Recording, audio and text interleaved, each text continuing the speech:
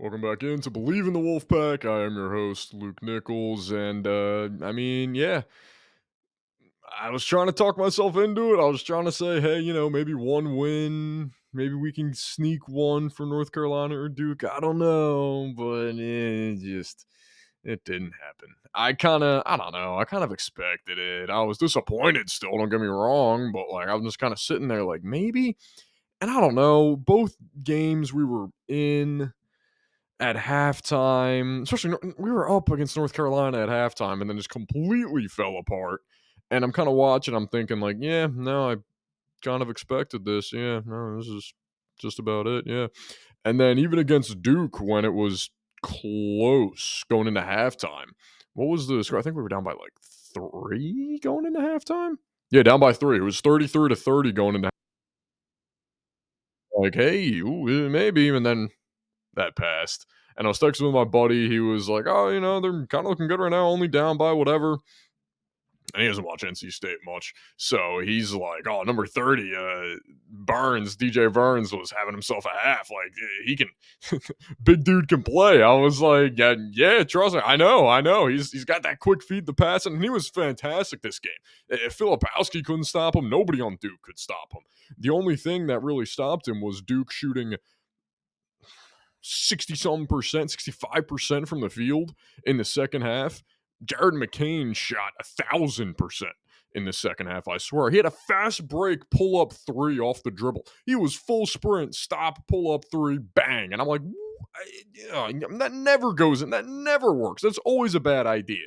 It's half a cardinal sin to do that and not just take it to the rack on a fast break, especially because they had numbers. I think it was a 3-on-2 fast break when he did that, but whatever, it worked out, and obviously they won. But I'm kind of talking to him about Burns having a big half, and Burns did have 27 points, so like that's incredible, and he was awesome. But I'm like, listen, I've seen enough of these games. I've watched this team enough. Right around the 6 or 8 minute mark left in the second half, they're going to go down by 10, and they're never going to come back from it. Like it's just they're going to run out of gas. It's just it's what happens. And surely enough, I think it was with like 7 minutes left or 8 minutes. I think it was like 8 minutes. They go down by 10, and he sends, he responds like this was scary accurate. Like, let me find it again because I completely forgot about it. I was watching the game, just annoyed that we were down by 10, and I see his text pop up. I'm like, what is he talking? Oh, yeah, that makes sense. What does he say? Yeah, he just said, I said right around the 8 or 6 minute mark in the second half is when Duke will go up by 10. He says, scary accurate in reply to that once they went up by 10 around the 6 or 8 minute mark. And I'm just like, oh my God. Like, of all the things that I have to be right about, why does it have to be that? Why can't I be dead wrong? Why can't it be the complete opposite like it usually is? But oh man, I mean, whatever. It just sucks. Duke is starting to click and they're starting to look a little better. They got one more game against North Carolina this Saturday, where I mean, both teams are going to be in the tournament, and I think they're both going to be the top. Yeah, they're both going to be the top 2 seeds in the ACC tournament. So we might just see a rematch of this game next week. But I'm not even worried about that. I don't really care about that game this week. The only game, I mean, again, I'm trying to talk myself into NC State making a run in the ACC tournament. Give me some time before I can do that. But what I want to do right now is, get back into that spoiler mindset. Now, are we 1-4 in the last 5 and 2-6 in the last 8? Yes. But hold on. Looking at Joe Lunardi's bracketology right now, he has Pitt as the next 4 out. So they're one of the top 8 teams that will not make the tournament. The first 4 out, he's got St. John's, Utah, Providence, Iowa. I don't see how Providence is still one of the first 4 out. I feel like they should be in the tier below in the next 4 out since they just lost to Villanova by like double digits. So how are they still whatever? Then he's got Pitt as the next 4 out. So if we can beat Pitt here, that may just kill their chances of making the tournament. Yeah, there's still, the ACC conference tournament, whatnot, blah, blah, blah. But I mean, a regular season loss this late into the year against an NC State team that's struggling, plus Pitt is at home. So it's like, they kind of need to win this game. This is almost a scheduled win for them, an expected win for them. So if we can pull one out here and really just kind of sneak one and kill their chances of making the tournament, that would be huge. It's like, what's that? The Denzel interview where he's, I don't know, it was a Jamie Foxx and Denzel, and he's impersonating him. He's just saying, or was it Denzel? I think it was Denzel saying it because they were impersonating each other back to back, and Denzel's just saying, like, I'm leaving here with something.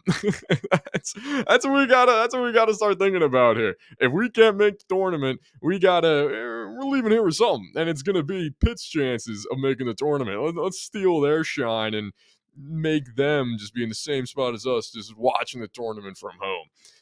And it'd be fun. It'd be nice. It would be a very minor victory. Pitt they're 2-0 in the last two games, beat Boston College and Florida State. We, of course, lost to Florida State, but beat Boston College. So there you go. They also lost to Clemson, beat Virginia Tech last year. They actually were on a decent winning streak. They're on a 5-game winning streak in like middle of February, early February. They beat Wake Forest, Notre Dame, us, Virginia, and then Louisville. 5 in a row. So they've been playing better as of late. They are what? I just had their record here. Pitt, they're 11-8 in conference, 20-10 overall. So solid record. But if they're on the outside looking in still, this would really just kind of just bury their chances, I think, in my mind.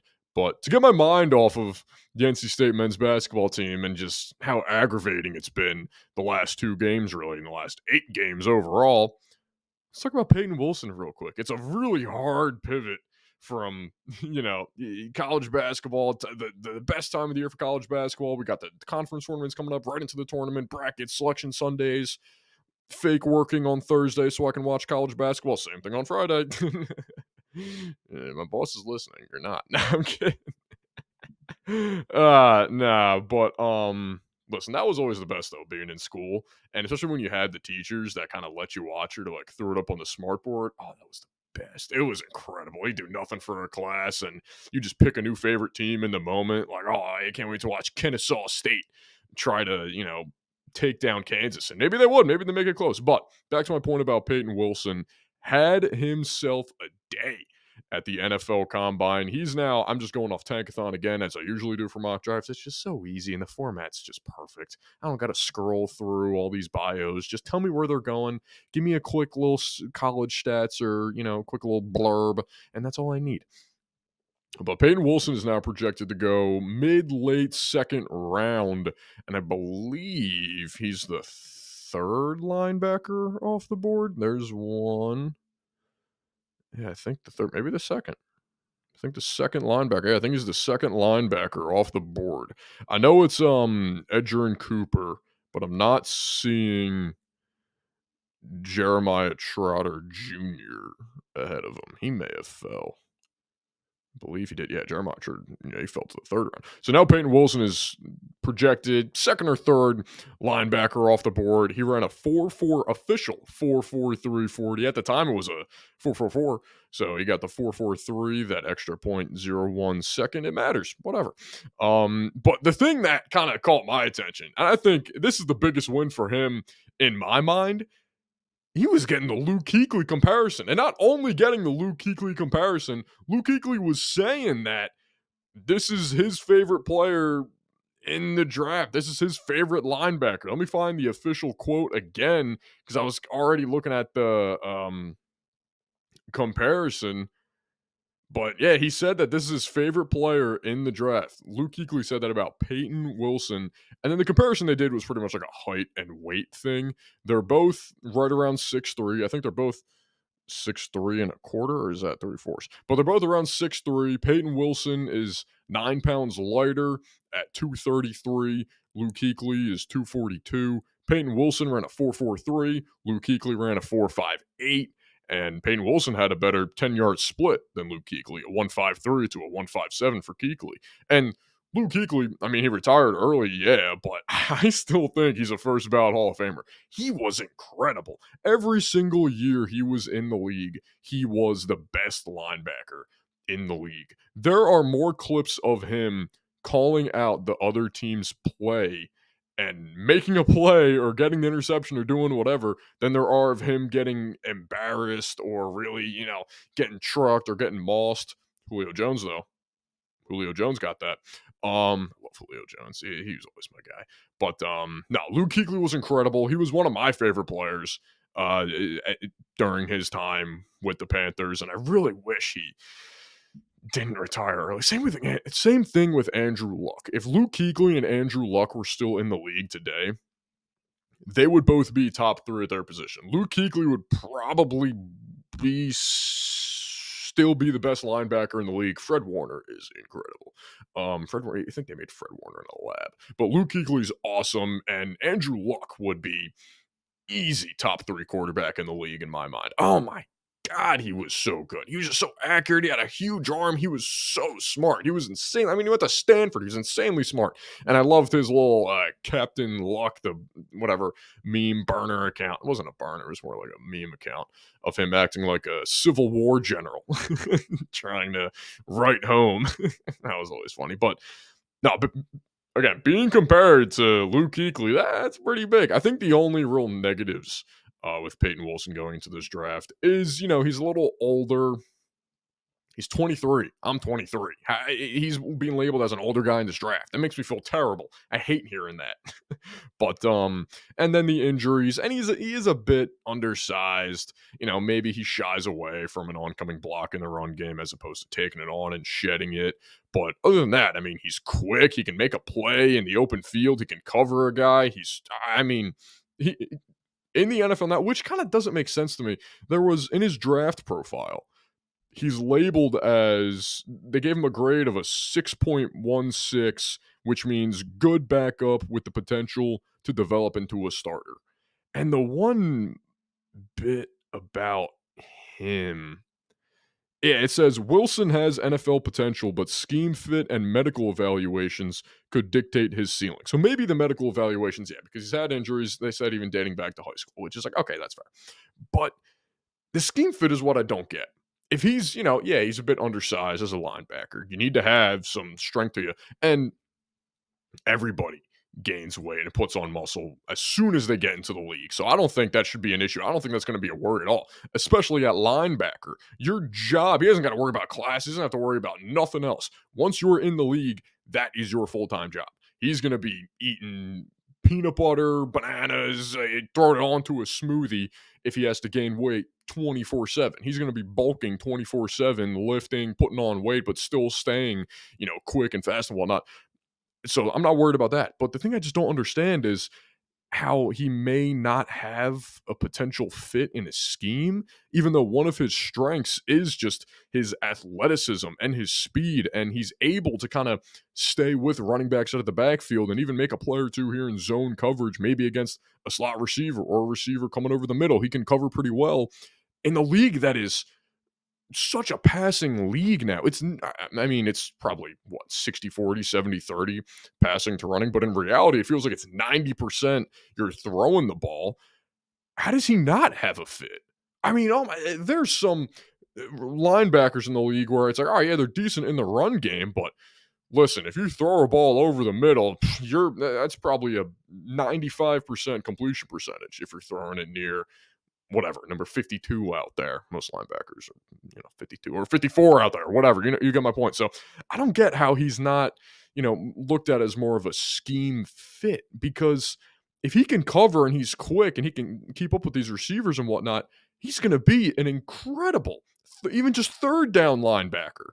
You want to talk about, you throw in your nickel or dime personnel on third down where you got all the DBs back there. If you want one linebacker on the field and then 6 DBs, that's your guy. That's your guy as the one linebacker. He's that quick. He's still tall. He's still got the length and the wingspan and the 40 and the 10-yard shuttle. I know it doesn't mean much, but still, he's got what it takes to be that coverage linebacker. So I don't get the notion that he won't fit a scheme. That confuses me. Maybe I'm completely wrong, but to me, I'm at a point now where if my linebacker is a bit undersized and maybe he gets gashed in the run game, you can live with that if he's that great or even just that good, just decent when it comes to pass coverage. Because I've seen some linebackers that are just truly horrible when it comes to getting a pass breakup or staying with a running back, staying with a fullback. My God, you've seen Kyle Juszczyk make some great catches. So yeah, I don't get that. I think he should be a second round pick. He's absolutely going to be a day 2 pick. You still got the pro day, his pro day coming up, and I imagine honestly, maybe he just doesn't do that. Like, hey, your combine was great, dude.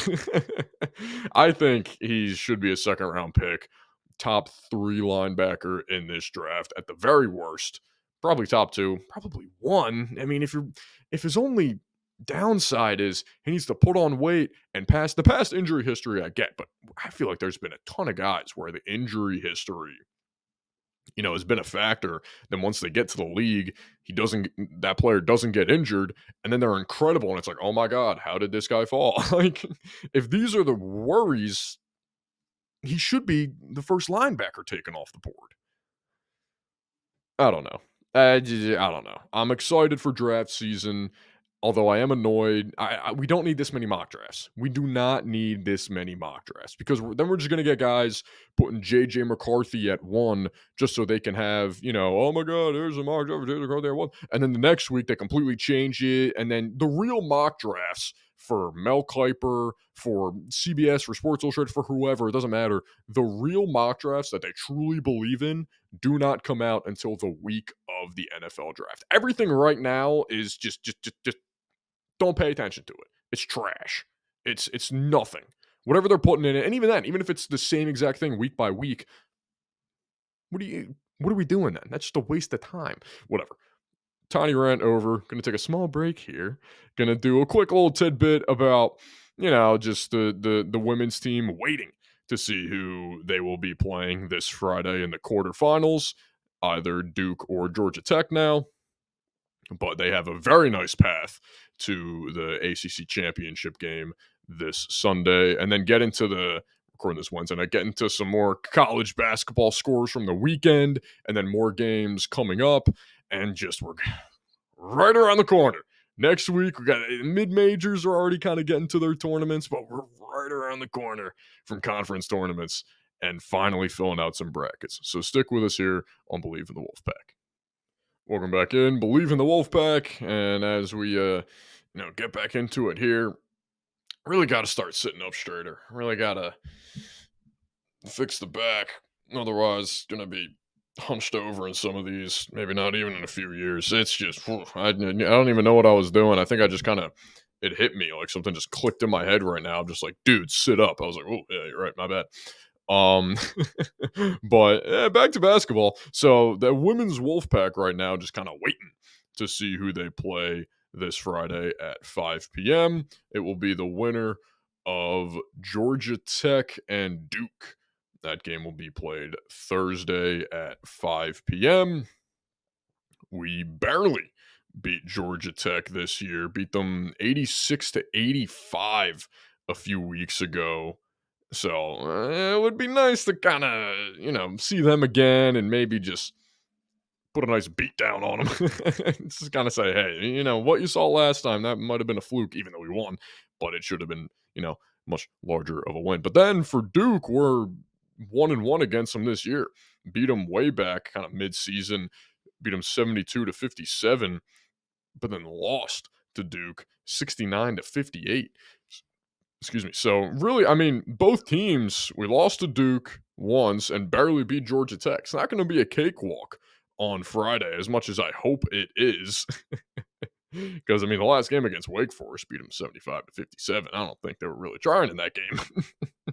But, so I'm looking forward to it. I hope that, don't toy with these teams. Don't toy with either of them. Just get the win, move on to the semifinals, move on to the championship, move on to the tournament, get to the Final Four and win the championship, and then we'll be good. It's so simple when you just lay it out like that. It's only like a few games. Like, it's nothing. But it is nice to have a little break. Nearly a week break, Sunday to Friday break, but you still have, I mean, Duke's playing one more game, then we have to. Georgia Tech may have to play 2 more games than we have to before seeing us. So, let them beat up on each other. And then once they're all tired and we're all nice and refreshed and hanging out and just ready to go, then we'll be all set. But also, I mean, you could go back to the argument of what's the word I'm looking for? Complete blank. You go back to the argument of, the team that has won, maybe they're hot, maybe they have the momentum, they got a nice groove going. So maybe you could say that if Georgia Tech wins, but we'll see. We'll see who wins tomorrow and then really go from there. Obviously, Duke has the advantage, higher seed, more time off, more of a rest. But, not too worried about that game. More so worried about who wins that game than the game that they will be playing after that. But just going to go over, to wrap it up, just going over some scores and some games from the past few days and even some coming up later. The Tennessee and Alabama game was awesome. I caught the second half of that, and it was really the entire time. It was close the entire time until the end when Dalton Connect started to get it going. He had nothing the entire game. He was in foul trouble, and he just looked awesome down the stretch. And Tennessee just really they did a great job just rebounding and playing kind of their style of basketball, I thought, to just contain Alabama and then just finish them towards the end. Tennessee's looking really good, and they got a bunch of experience. I've been seeing it all year, but they just look really good, especially late in the year, and they've had a tough schedule so far. I mean, beat Kentucky, beat who they just beat? Beat Arkansas, I think, just recently. Now just beat Alabama. They still have South Carolina to play. What was the last game they had? It was Auburn. That's who it was. They did beat Kentucky 103-92 earlier this year. Kentucky's really found it too. I was talking a lot about them earlier on this year. How they don't look that great. How they might be overrated. But I mean, they're scoring 100 points a game now. Are their opponents averaging around 90? Yes. But if you can score 100, that's going to beat 90 every single time. That's just math. But Tennessee's looked great on a very nice winning streak. They beat Auburn 92-84. At the time, Auburn was 11th. They beat Alabama 81-74. And then they have South Carolina, and then last game of the year this Saturday against Kentucky. So they still have their work cut out for them. Still a tough schedule, but I mean, they look great. They've been playing like a Final Four team, and these games leading into the SEC tournament, you go right into the SEC tournament, right into the main tournament, the NCAA, the bracket March Madness or whatever. So many different names for it. This is really just setting you up nicely. You have this experience of these massive games against these great teams down the stretch. That's only going to help you. Maybe it's going to, wear you out and make you tired a little bit, yeah, but you're already going to have that experience of trying to keep up with a team that is on the same level as you. It's not like they're going against DePaul every single game. So it's probably nice for them. And I mean, again, they've been playing fantastic. Zakai Ziegler, Josiah Jordan James, Vescovi even connects, Adu as well, like all incredible. All have been playing so well.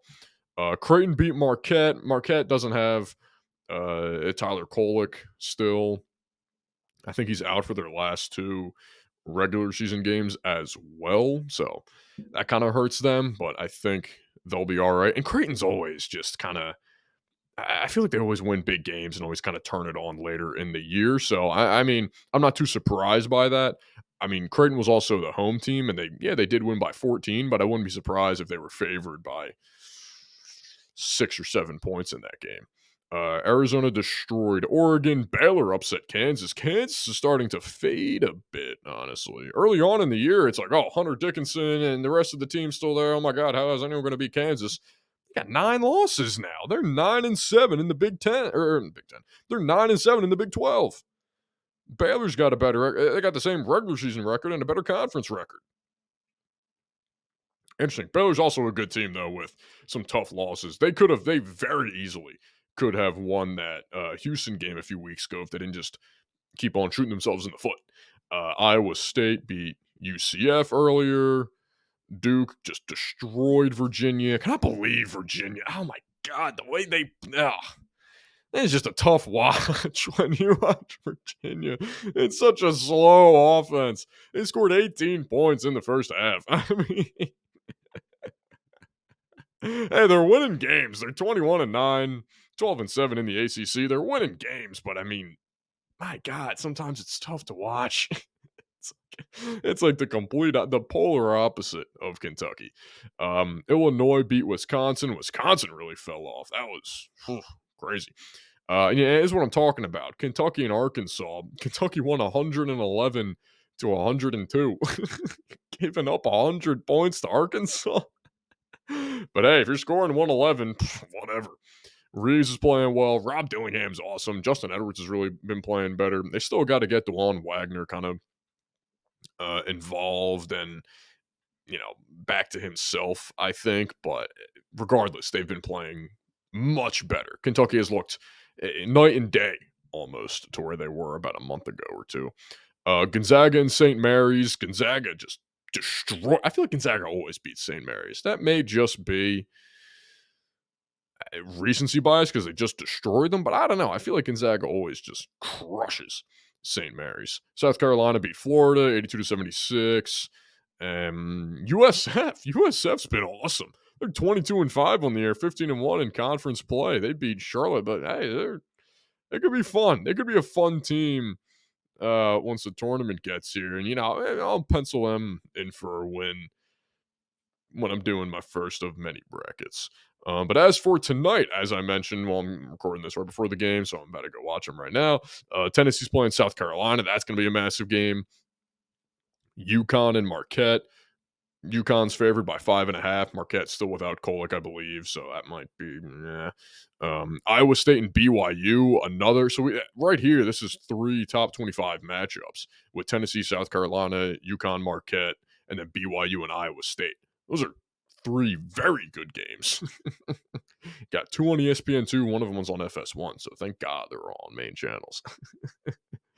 Kentucky going against Vanderbilt. Kentucky 17.5-point favorites. Yeah.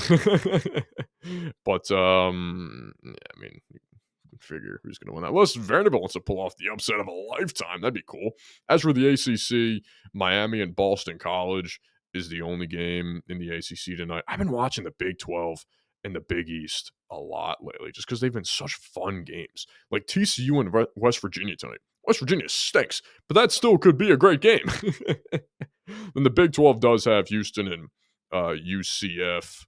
They're playing tonight. Houston only an 8.5-point favorite. They are at UCF, and there was the whole thing about top 10 teams traveling and struggling, so we'll see. That could be a good game. And then as for the Big East, Butler's been playing kind of well. They're playing Xavier tonight.